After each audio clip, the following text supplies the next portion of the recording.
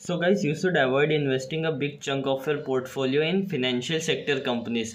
अब financial sector में कौन सी कंपनीज आ गई, जैसे कि आपके बैंक्स, फिर एनबीएफसी, स्मॉल फाइनेंस बैंक्स, और आपके exchanges, depositories, brokerage companies, AMCs, ये सारी चीज़ें, ये सारी कंपनीज, ठीक है। अब इसमें इन्वेस्टमेंट कम इसलिए करना चाहिए क्योंकि ये एक हाईली रिस्की सेक्टर है। तो सबसे पहले तो ये एक सिक्लिकल सेक्टर है। इसका मतलब ये है कि जैसे ये सारे जो भी ब्रोकरेजेस हैं, फिर एएमसीज है, वेल्थ मैनेजमेंट कंपनीज हैं, इनका रेवेन्यू तब बढ़ता है जब मार्केट जो है वो बुलिश फेज में होता है, और रेवेन्यू इनका घटता है तब जब मार्केट जो है वो बेयरिश फेज में होता है। तो ऐसे एन इन्वेस्टर आज आप यहाँ पर बैठ के प्रेडिक्ट करना मुश्किल होगा आपके लिए कि आने वाले समय में जो मार्केट है वो बुलिश फेज में होगा या बेयरिश फेज में होगा, ठीक है। अब जैसे बहुत सारे लोगों को लगता है कि जैसे स्ट्रेट ऑफ हॉर्मुज ओपन हो गया तो मार्केट जो है वो बुलिश फेज में जा सकता है, बट हम एग्जैक्टली ये प्रेडिक्ट नहीं कर सकते कि सच में जो है मार्केट बुलिश फेज में जाएगा या बेयरिश फेज में जाएगा।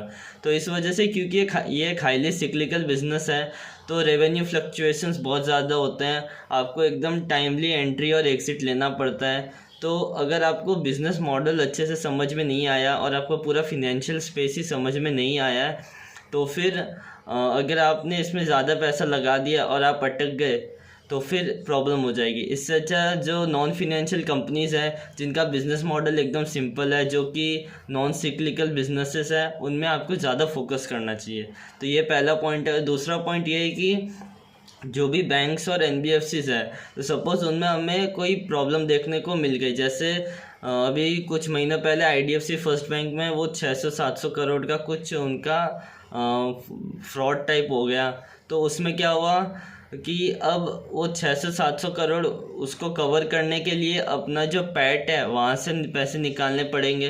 तो फिर अगर पहली बात तो पैट ज़्यादा हुआ तो फिर बहुत मेजर हमें इम्पैक्ट देखने को मिल जाएगा पैट में, क्योंकि 600-700 करोड़ वहाँ से निकल गए। और अगर पैट जो है वो कम हुआ तो फिर बिज़नेस जो है वो लॉस में चला जाएगा। उसके अलावा कोई भी न्यू कस्टमर का बैंक पर ट्रस्ट कम हो जाएगा, तो उस वजह से बैंक का डिपॉजिट्स कम हो जाएंगे, तो कॉस्ट ऑफ फंड्स बढ़ जाएंगे। कॉस्ट ऑफ फंड बढ़ गए, नेट इंटरेस्ट मार्जिन कम हो जाएगा।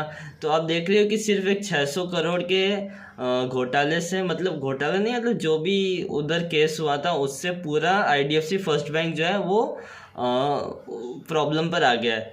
तो इस वजह से आपको जो है फिनेंशियल सेक्टर पे थोड़ा कम अपना एलोकेशन करना चाहिए, और आप ज़्यादा एलोकेट तब कर सकते हो जब आपको एक अच्छा खासा नॉलेज हो फिनेंशियल कंपनीज़ का, ठीक है। तब मैं ऐसा नहीं कह रहा कि आप बिल्कुल ही इन्वेस्ट मत करो, लेकिन ये एक ऐसा सेक्टर है जिसकी कंपनीज जो है वो पूरे एक साल का जो गेन है वो सिर्फ 2 से 3 ट्रेडिंग सेशंस में आपका इरेज कर सकती है और आपको लॉस में डुबा सकती है। तो इस वजह से थोड़ा सा अगर आपको अपने पोर्टफोलियो का रिस्क कम करना है तो फिर फिनेंशियल सेक्टर पे थोड़ा सा फोकस कम करो।